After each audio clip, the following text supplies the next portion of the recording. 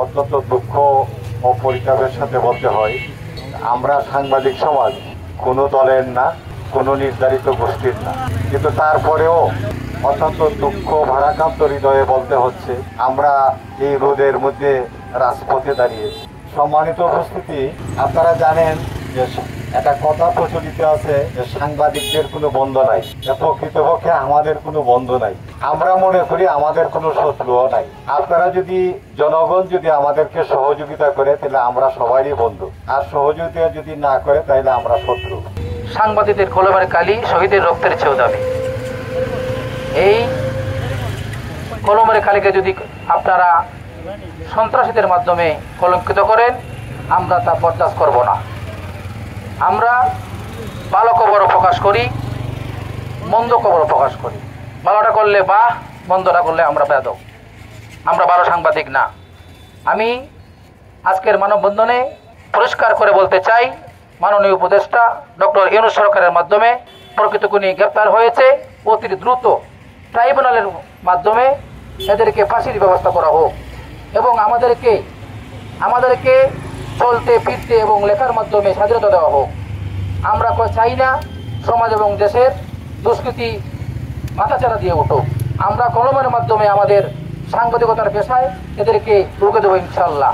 আমাদের এক সহযোদ্ধা ভাইকে সত্য লেখনের কারণে, সত্য প্রতিবাদ করার কারণে তাকে নির্মমভাবে কুপিয়ে হত্যা করা হয়েছে। আমার তুহিন ভাই শহীদ হয়েছেন, তুহিন ভাই শহীদ মর্যাদা পেয়েছেন। আমরাও তুহিন ভাইয়ের মতো শহীদ হতে চাই। আমরা প্রত্যেকটি জায়গায়, প্রত্যেকটি স্থানীয় দুর্নীতি চাঁদাবাজদের বিরুদ্ধে আমরা একত্রতা পোষণ করি। বাহুবলের সাংবাদিক সমাজ, আপনারা এই পেঞ্চে দেখেছেন, বাহুবলের সাংবাদিকরা আগে এক ছিল, এখনো এক আছে।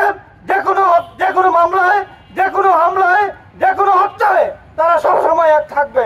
বসুন্ধরা টিস্যু, অশুদ্ধতার বিরুদ্ধে এক বিন্দুও ছাড় নয়।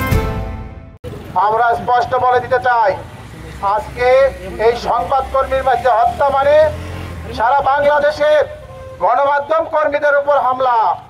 আমরা এই হত্যা মেনে নিতে পারি না।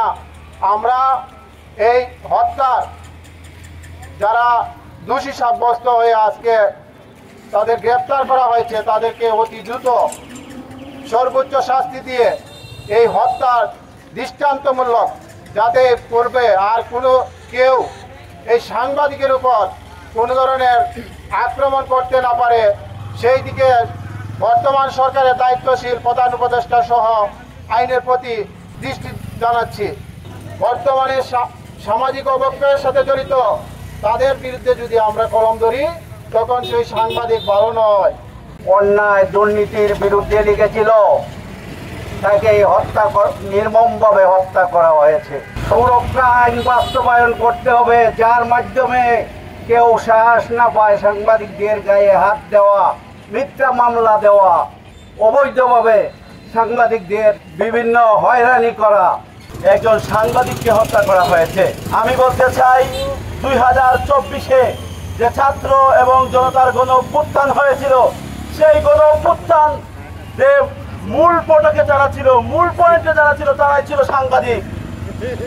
এই গণ অভ্যুত্থানে সাংবাদিকদের ভূমিকা ছিল সর্বশীর্ষে, কিন্তু আজকে সাংবাদিক হত্যা করা হয়, তাদের এই হত্যাকারীদের বিরুদ্ধে কোনো প্রকার ব্যবস্থা নেওয়া হয় না। আমি বলতে চাই, দুষ্কৃতিকারীরা কোনো দলের নয়।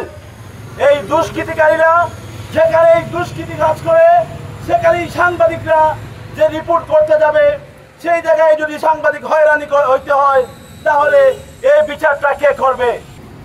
সরকারের দ্রুত এবং বলিষ্ঠ ভূমিকা রাখতে হবে, যাতে করে একটি সুন্দর সুশৃঙ্খল এবং নতুন বাংলাদেশ গড়া যায় এবং এই সংস্কারে কোনোভাবেই সাংবাদিককে মাইনাস করা যাবে না।